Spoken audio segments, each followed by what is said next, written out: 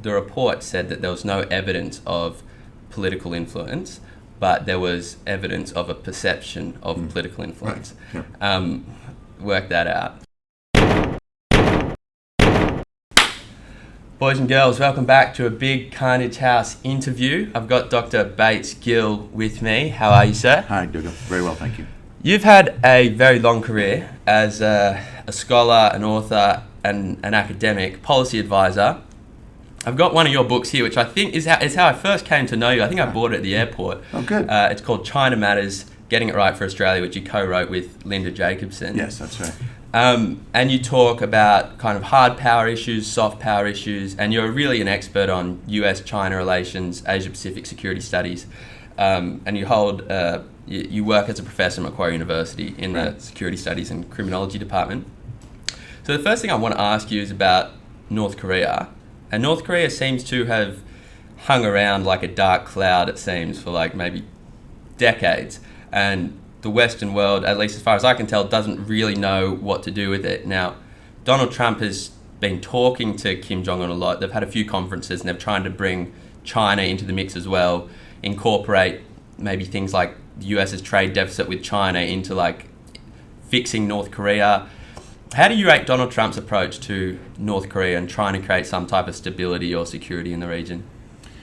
Well, he hasn't done much. It's been, I think, a rather unsuccessful effort he's undertaken.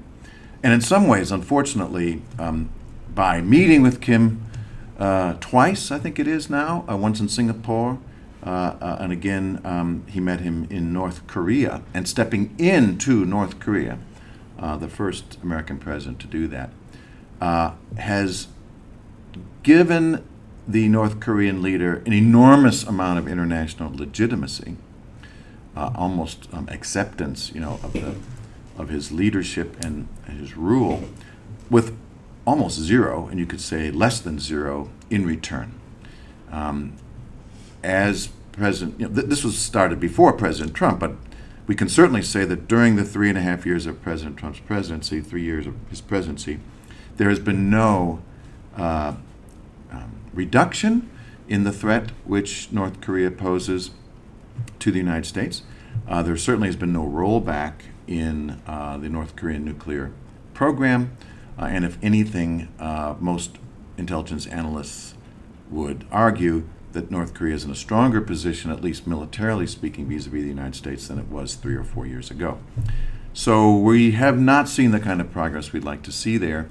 We could talk about why that might be or what the problems are. Clearly, it's a big problem. North Korea is a nuclear weapons state, de facto. That's a big issue, obviously, and one that's difficult to negotiate away. I think the president, naively believed that somehow through charm and bluster and maybe getting the Chinese on board, he could turn the screws in a way that would bring Kim to heel. But that's not happening. When you hold nuclear weapons in your hand, when you hold the threat of annihilating South Korea, when you have the Chinese in a way, happy to see Washington deeper and deeper in this quagmire of discussions with North Korea, that adds up to a fair bit of leverage on North Korea's part, which the United States is always going to have a very hard time dealing with. And so we are where we are today, which is unfortunately, I think, a gradual acceptance, de facto acceptance, of North Korea as a nuclear weapons state. Not a good state of affairs. What do you think we should do? Well, it's no easy answer. And of course, this is a problem that President Clinton, President Bush, President Obama, and now President Trump have all tried to manage. I think a phased approach, which would state as its long-term aim the denuclearization of the Korean Peninsula, could work, but that's going to take decades. and it would require some very, very serious diplomacy and, quite frankly, a willingness on the part of the United States to put a lot on the table. Because you have to incentivize the North Koreans to give up their nuclear weapons. Why would they do that if they believe that the United States ultimately has the aim of destroying it, or undermining it, or removing regime change? All of those, I think you could argue, positive outcomes in some respects, but ones that clearly we can understand why the leadership in Pyongyang doesn't want to accept. So this has been tried before. This is nothing new. Putting incentives on the table, offering up economic assistance, some measures that maybe the president thought he was going to be able to achieve by offering up some sort of legitimacy and diplomatic recognition, that those sorts of things would ease the concerns that the North Koreans have about what we're really up to. But it hasn't been enough. And it's going to require decades of trying to instill confidence in the North Korean leaders that we don't actually have their demise in mind, and that we can provide security guarantees of various types to them, which they would ultimately actually believe that we're serious, in return for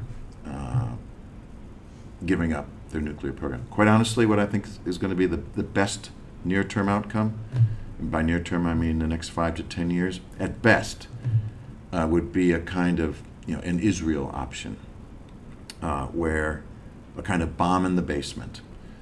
We know that they have nuclear weapons. Everyone knows they have nuclear weapons. But they take steps to not increase the number of nuclear weapons, to slow their testing program, or even stop their nuclear weapons testing program, stop their nuclear missile program, demate, demonstrably demate weapons from delivery systems. I think they are now, but demonstrate that. In other words, lower the threat which their nuclear weapons pose to the United States and Japan and South Korea, as a way of simply bringing some calm to the situation. And I think that's kind of where we are now. And if we can keep it at that for another 5 or 10 years, then maybe the overall diplomatic and strategic situation will change in a way that we can get to denuclearization down the road. But I'm not optimistic. Seems like a bit of a quagmire. Yes. Now, my understanding is that there's never been a war declared on a country that has nuclear weapons. And so if you're North Korea, it seems like maybe the first way of self-protection is to just have a bunch of nukes aimed at Seoul and Tokyo. And if you have that, it would prevent the US, starting a regime change war like we see in the Middle East or something. We saw China, I believe, in like the 1960s, I think under Chairman Mao, get nukes, as I think they just locked a bunch of nuclear scientists up in a nuclear facility for years and years and said, you'll see your family once you make the nukes. And if you get past the fact that they're kind of a crazy totalitarian kind of insert negative adjective regime there, it seems like very much in their self-interest to build and retain and develop their nuclear capacity. In what world could you show them or demonstrate to them that denuclearization was a safer option for them than developing their nuclear capacity? It's very, very difficult. They need look no further than what happened to Saddam Hussein, what happened to Muammar Gaddafi. Really brutal and nasty ends of their lives. In part, they would see it, North Korea would see it, in part because they had taken decisions at some point previously not to pursue the nuclear option. So, that lesson alone is pretty powerful to the likes of the leadership in North Korea. So from that perspective, yes, we can say, well, we understand why they might see things that way. On the other hand, you could also make the argument, though, that as long as they have nuclear weapons, North Korea, it's highly unlikely that they are going to achieve the kind of international acceptance, a removal of sanctions,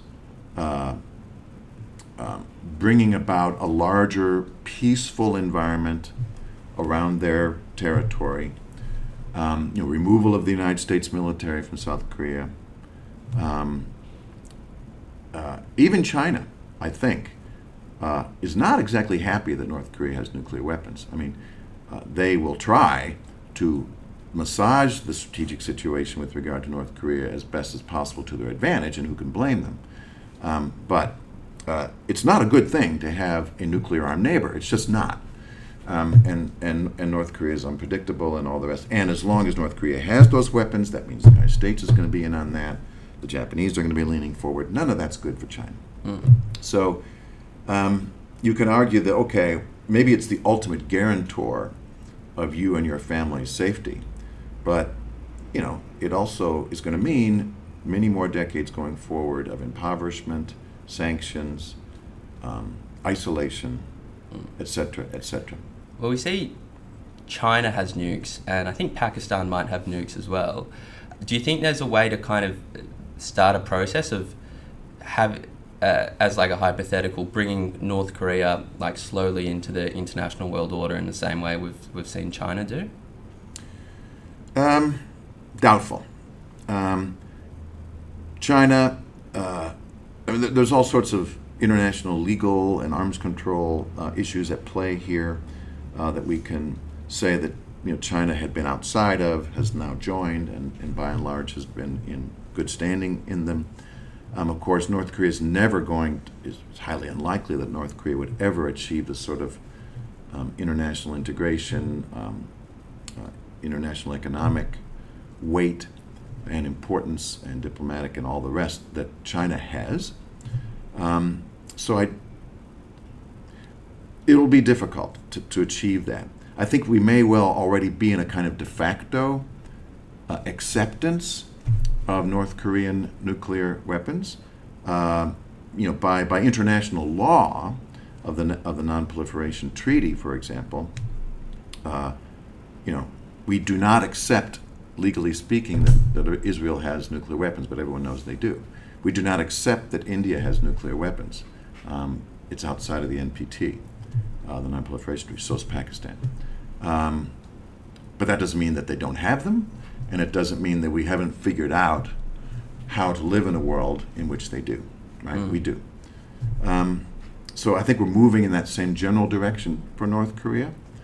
But in many respects, North Korea is no China. North Korea is no India. North Korea is not even a Pakistan, in the same sort of heft and strategic importance. So while we may end up accepting this situation, I'm not sure it gains a lot for North Korea ultimately in terms of integration and sort of broader acceptance into the international community. Okay, interesting. Let's talk about the South China Sea. And there's a lot of different competing national and in some respects, international interests at play there. It's a very confusing situation, even for me, who's spent some time in China. And there are different claims, like historically and I guess militarily, to the land and islands that are at play. Can you briefly explain kind of what we see in the South China Sea right now? Well, you're right to say that it's complicated, and I can't lay claim to being fully across all of those complicated aspects. But I think, generally speaking, we can say this. China claims, has ill-defined claims as to its sovereignty over the entire sort of territory of the South China Sea, including the waters. The best we have out of China in terms of the definition is this so-called 9-dashed line, which even China does not say delimits or fully defines what it means by its sovereignty over the South China Sea. Rather, it says things like, we have historical claims. We've been historically in these waters, and that gives us a certain degree of sovereignty. Now, the problem with that's because of the oil in the islands, right? Is that what's valuable about? Well, we've heard for a long, long time that there are these vast energy deposits. I don't think we've yet seen the evidence that that's entirely true. There's some, but I don't think it's to the degree that some of the more positive and optimistic folks would suggest. I'm sure there are certainly resource questions. It's not just the oil and gas deposits. It's fisheries, extremely important fisheries, fish stocks there. But maybe even more, I think more important than either of those is the broader sovereignty question. This is an issue of pride and sort of international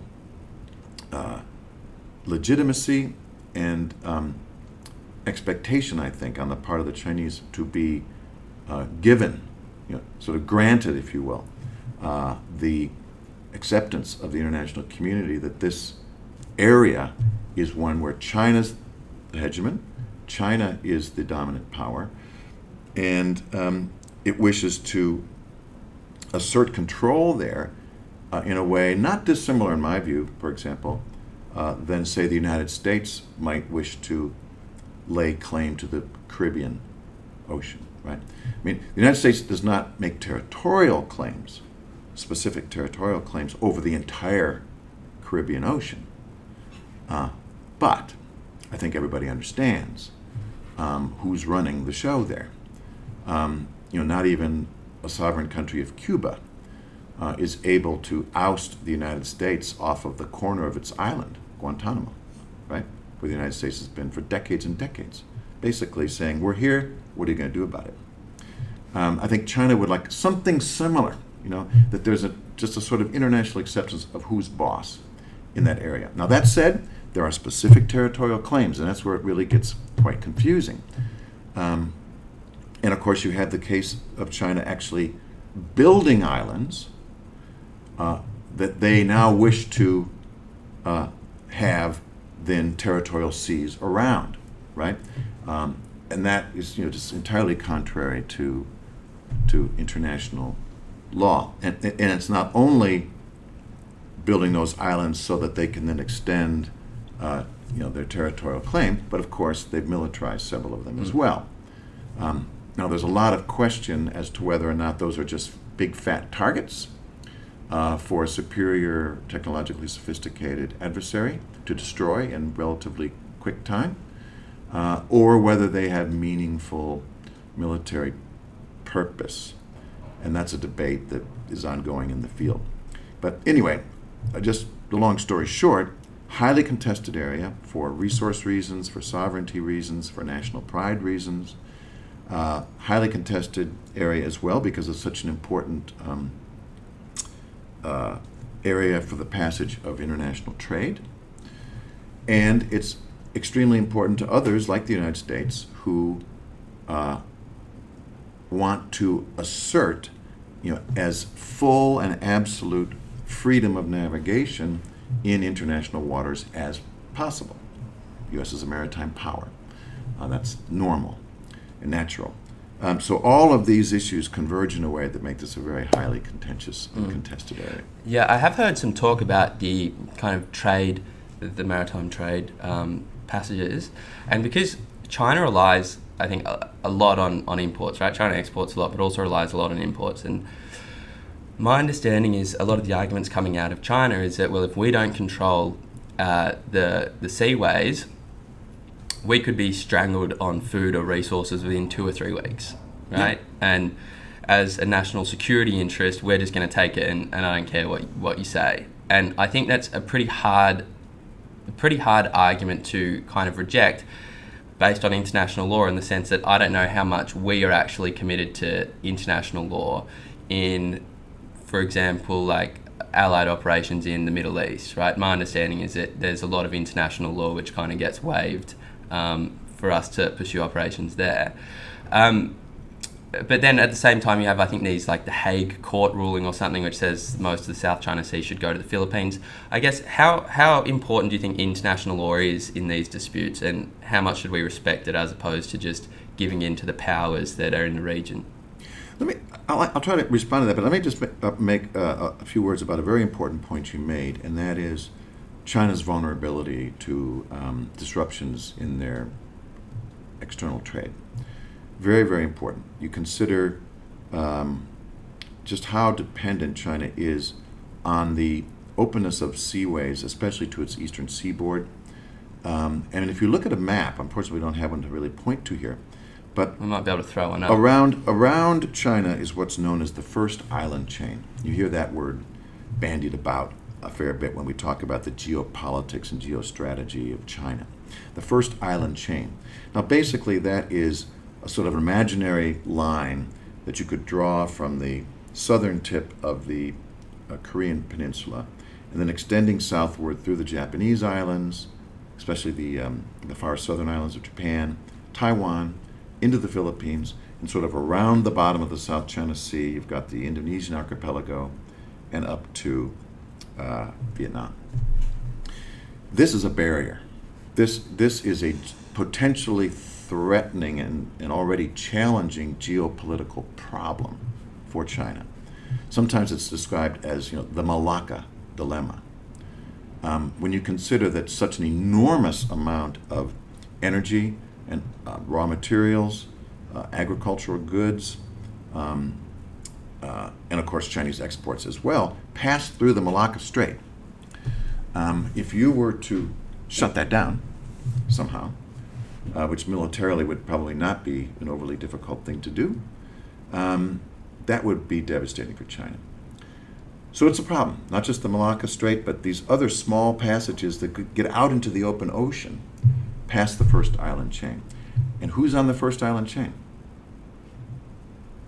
The United States, Japan, South Korea, the Philippines, all U.S. allies.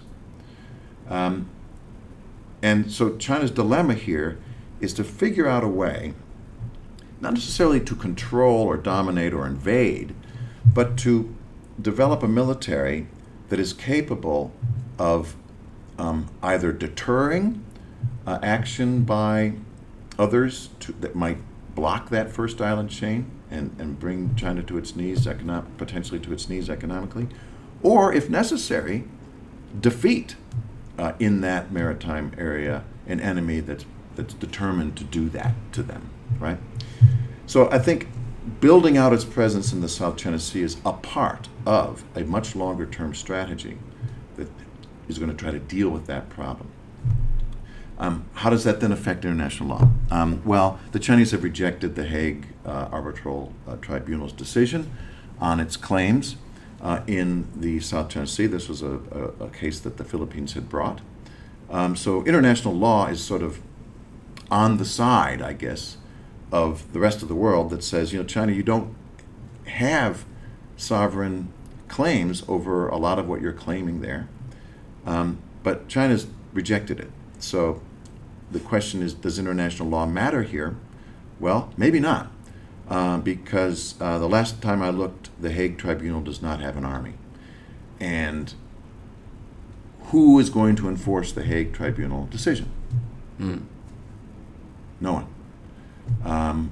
We all say the right thing, and I think it's right always to say, well, look, this is international law, we have to abide by the rule of law, etc.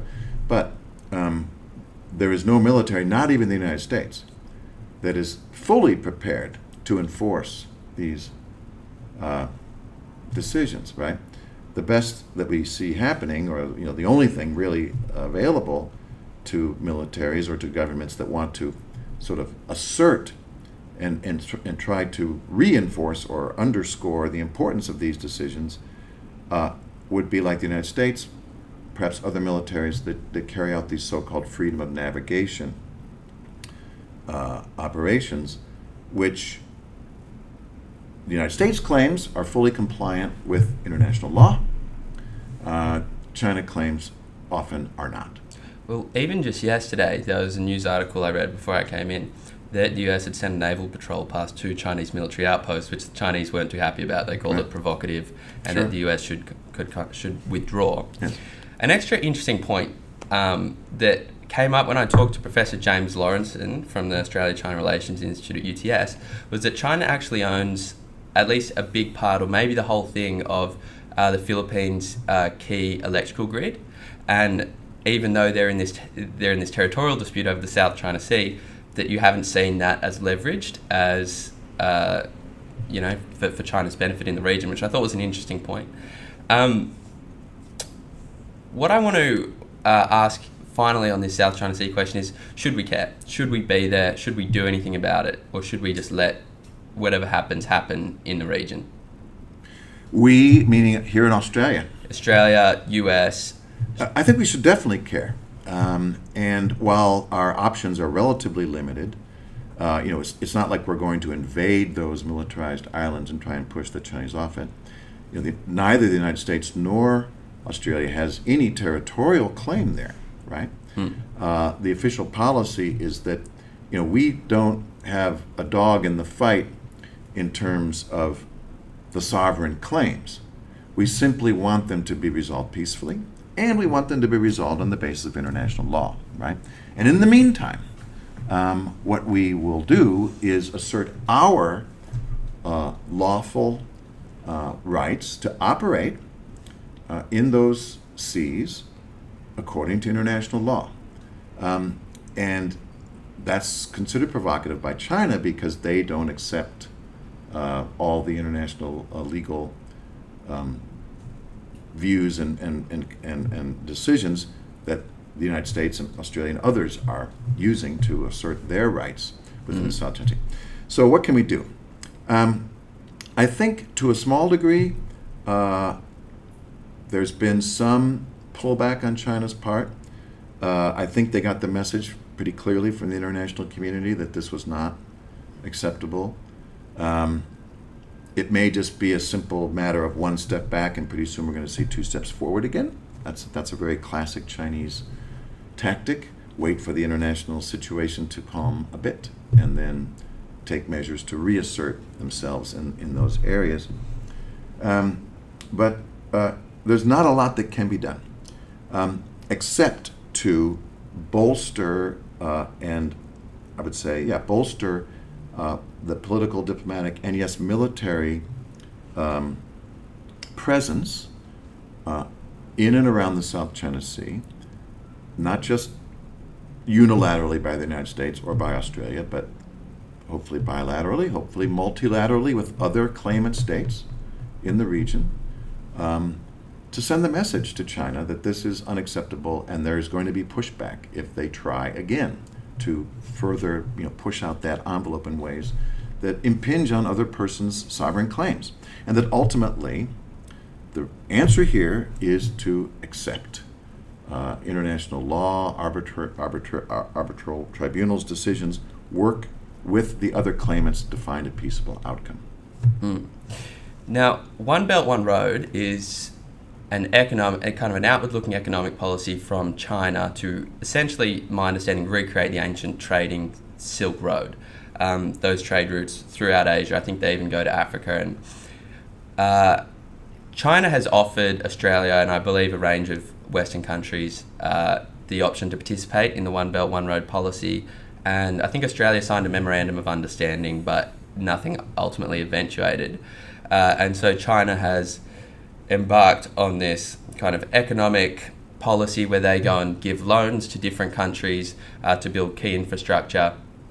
There are people concerned or people accusing China of kind of debt trap diplomacy because maybe the interest rates on the loans are too high and then they end up taking that key infrastructure of the country that was collateral. Do you see the One Belt, One Road policy as kind of a good, well-intentioned economic policy? Do you see it has potentially bad strategic outcomes? And how do you think we should be responding to it? Right. Well, like the South China Sea and like so many things in China, this is extremely complicated picture here. So I don't think it's easy to just say, well, it's a good thing or a bad thing. It's both, and everything in between. It's just to kind of come back on some of the points you made. Yes, the Chinese leadership wants us to think about it as simply a hearkening back to the Silk Road. I mean, the Silk Road has all these romantic, ideas and background, and it's so much more than that. This is grand strategy, I believe. that has potentially an enormous amount of benefit for China. It's fully understandable why they're doing what they're doing. We talked a little while ago about the Malacca Dilemma. Well, one way to get around the Malacca Dilemma is to develop your capacity to economically engage and extract value from the vast continental Asia, right? Which includes big parts of China, right? So this is part a domestic development program, pushing west off the eastern seaboard, getting places like Sichuan, Tibet, Xinjiang, very important, right? To economically develop that precisely as a way to pacify the Muslim region of Xinjiang, and then to push out into the vast Central Asian regions and take advantage of those continental connections rather than being so dependent upon the maritime approaches. But of course, Belt and Road is two things, right? There's the belt, which is the inland routes, and all the train lines and the connectivity that they're trying to develop through Central Asia into parts of South Asia and all the way to Europe. And then, strangely, a maritime road, the Maritime Road, which is developing port facilities and maritime trade routes along the southern littoral of Asia and all the way over to Africa. So it has this sort of grand strategy element to it.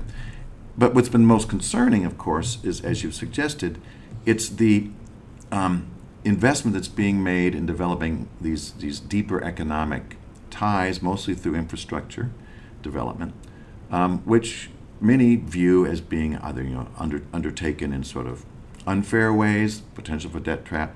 Although when you consider that this is at least $1 trillion undertaking, and you could tote up all the debt trap examples, and it's a small percentage. So while it is happening, it doesn't seem to be the overwhelming case that countries that engage in the Belt and Road are destined for debt trap problems.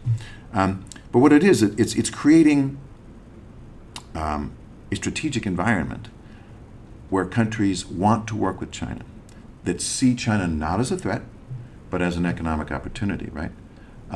It's precisely a strategy to deflect the fear and concerns that China's neighbors and beyond would naturally have when they see a rising power on the horizon.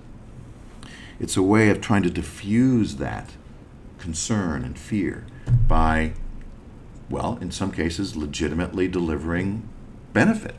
But I think in a larger strategic and political picture, it's a way of creating acceptance for China and its way of doing business and its way of operating with in the international community. They know they're up against a lot of pushback out there. It's just natural that a rising power is going to face that. They also know that a lot of countries around the world don't like their form of government. They know that a lot of countries around the world don't think they play fair economically. They know they're up against a battle to get accepted. And Belt and Road is a very important piece of this strategy to do so. So what do we do?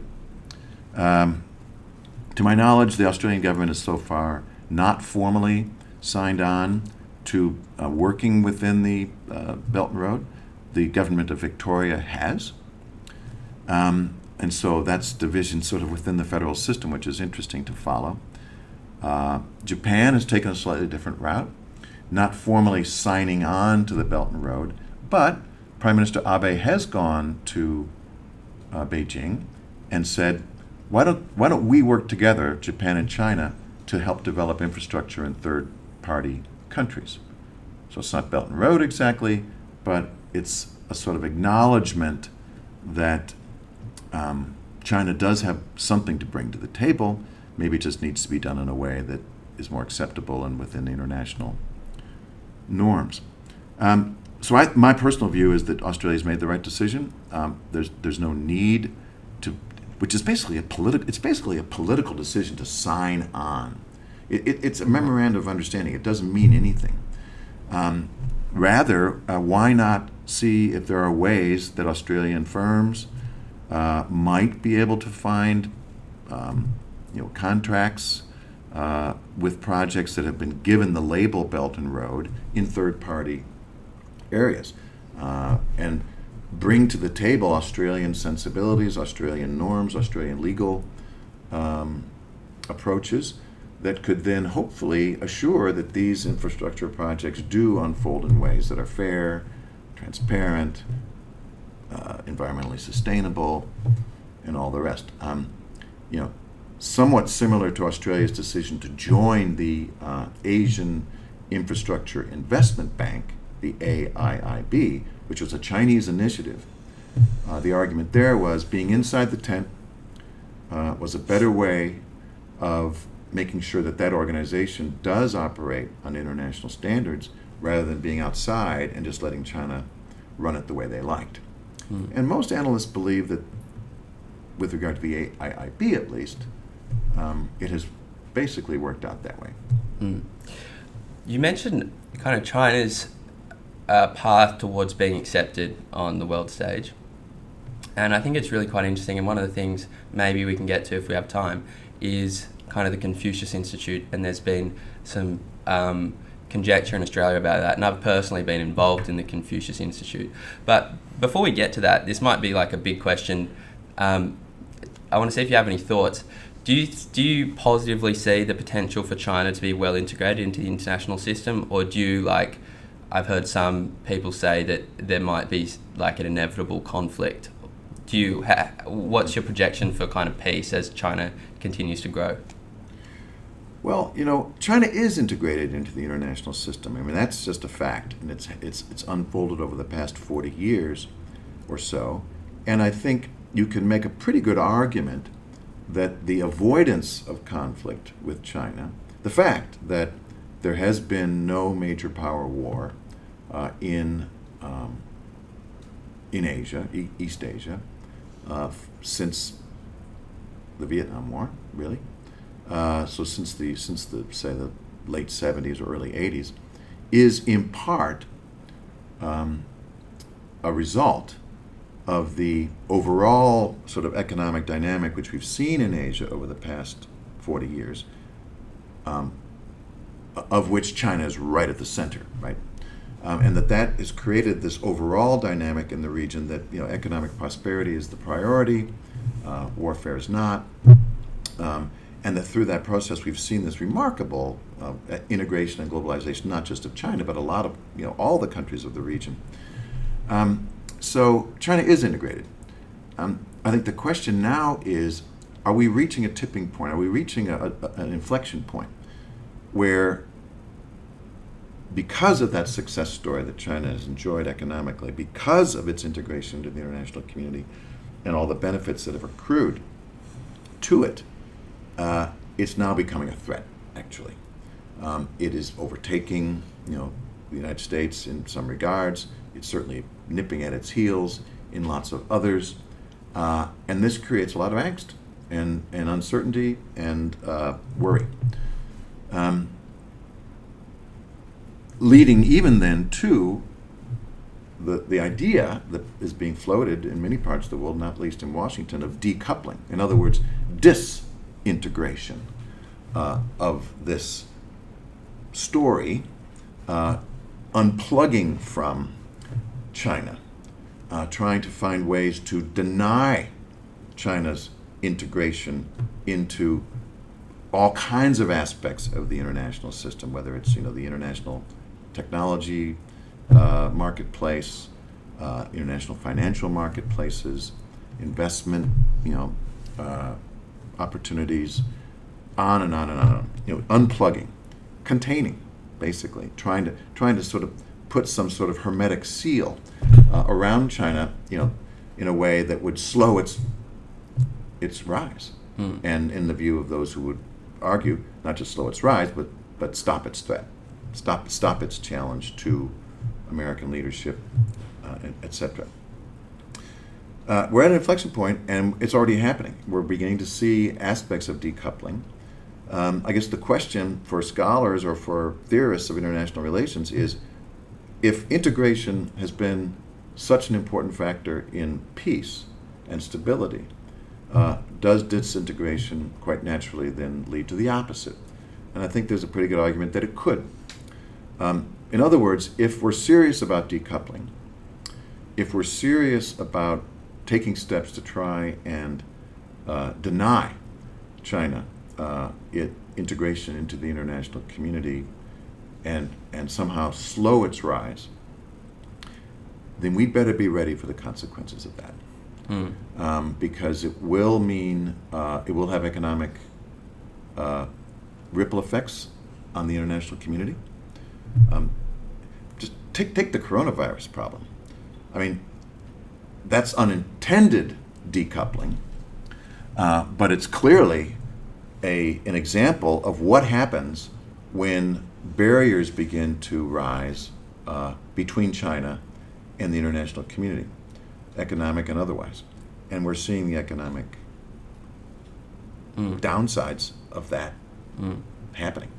But more than that, not just the economic consequences, ripple effects of decoupling, I think China will take that for what it is, which is a threat to its long-term prosperity, and will react. And if that's where we want to go, then we better be prepared for what that's going to mean. Sure, I can imagine if I was China, I wouldn't be too happy about that. And one of the things that China's doing to let's say prevent that or develop people's kind of cultural appreciation of China is the Confucius Institute. Now, I went to a high school that had a Confucius classroom. I then went on China on a Confucius scholarship for a few months. I'm now at a university that has a Confucius classroom. Now, at the same time, the New South Wales government previously had, I think, Confucius classrooms in a range of schools, but has since taken them out because of, they did a report on it, and the report said that there was no evidence of political influence, but there was evidence of a perception of political influence. Right. Yeah. Work that out. The New South Wales example was politically a bad look, because there were actually Confucius Institute, or I should say, Chinese Ministry of Education, Hanban, that's the Hanban that runs the Confucius Institutes out of Beijing. They actually had persons embedded in the New South Wales Department of Education. Just not a good look. But it's really interesting that you took some classes from the Confucius classroom. That's great. In many ways, I think that's right. And I mean, you'd be in a better place than anyone to let people know whether you felt you were somehow brainwashed. Yeah. There is some very interesting research now coming out, because the Confucius Institutes, Confucius classrooms have not been with us that long. I'm not sure how long, maybe about 10 years, maybe a little less. Probably a little less than 10. So we're now getting to the point where researchers can begin to do anthropological and other survey research with graduates of the classrooms or the institutes and ask them, well, what happened to you, And interestingly, there's some decent evidence that for many, their experience in China especially led them to have a less favorable view towards China, right? Well, which is sort of understandable in many ways. China is romantic in some ways, but let's face it, it's a one-party authoritarian place. It has a lot of negatives to it.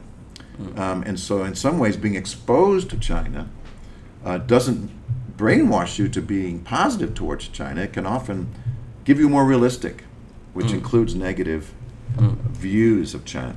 I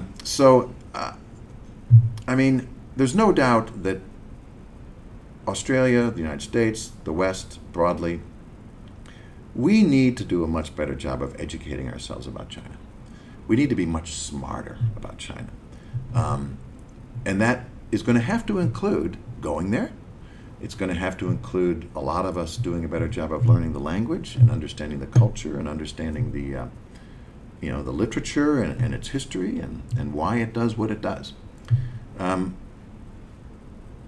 If that can be done through something like the Confucius Institutes, and the perils of potential brainwashing can be mitigated or removed, then I think it's great. Simply throwing them all out of here and accusing them of having only nefarious ends in mind and sort of not trusting, in a way, not trusting the people to make their own judgments, about what they're learning and what they're seeing, may not be a good idea, especially if we, the governments in Australia, the United States, elsewhere, are not then prepared to invest similar or more amounts in our learning and understanding of China. Sure. Well, that's one of the things that I found I thought it was just a really dumb move from the New South Wales Education Department to pull them all out, in the sense that there are, according to like a Sydney Morning Herald article, I think, in the last few months, there's like 100 ethnically non-Chinese Australians who speak or understand Chinese to a degree of HSK 5 or 6, which is basically where you can actually use it for business or doing things, right? It's the level above conversation. And then you get kids in how many high school kids actually want to do Chinese? Like hardly any. And so if you do get some that make it through to year 12, the chances that a public school is going to have the funds to run a Chinese class for 1 or 2 kids is just basically zero, right? And the Australian government said after they withdrew the program that they would front up the money, but that's just not going to happen, right? And so then from Hanban, what you actually get in a Confucius classroom is a Chinese trainee teacher who comes to Australia and then stays in the classroom with you and teaches you Chinese, so a native speaker who's being trained in teaching, as well as a bunch of extra funding to do cultural activities and stuff like that. And so when I was in the classroom, I found it really helped. I would go and meet with this guy at night times to practice my Chinese.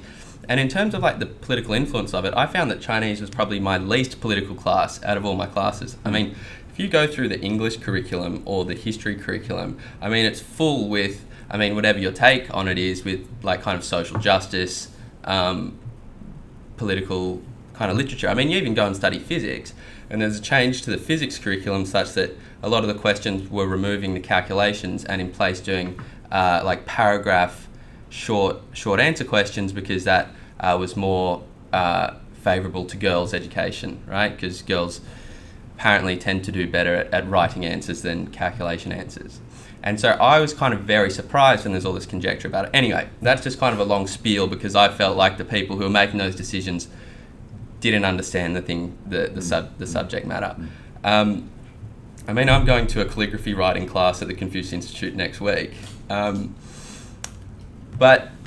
I think that I didn't mean to just hijack the podcast for the last few minutes, but I think you've got some meetings to run too. Yeah. Now we could talk all day, I think. Well, I had a really good time talking with you. Now, before we go, we do have something for you. This is a Carnage House t-shirt, which is available on the website under the merchandise section. As well, I picked up this book at the airport, and this is called China Matters, Getting It Right for Australia, co-written by Dr. Bates Gill and Linda Jacobson. And it's got a lot of the content we talked about today, but also a lot more. And it's got a really nice synthesis of analysis and commentary, but it's also easy to read. And there you go. You can wear that around. I'm sure everyone will love that. Thank you. But so we'll put a link to this in the description. Where can people find you though, if they want to see what you're up to? Well, my Twitter feed is at BatesGill1, and of course, come by, visit the website at the Macquarie University. I've got a lot of information about myself there if you want to catch up. Okay, well, we'll put both of those links in the description. If you liked it, tell us in the comments, like the video, subscribe. You can check us out on Facebook, Instagram. If you really like us, you can start donating to us on Patreon. But other than that, we will see you next time. It's been fun, Dr. Gill. Hopefully I'll see you again soon. Thanks so much. Appreciate it.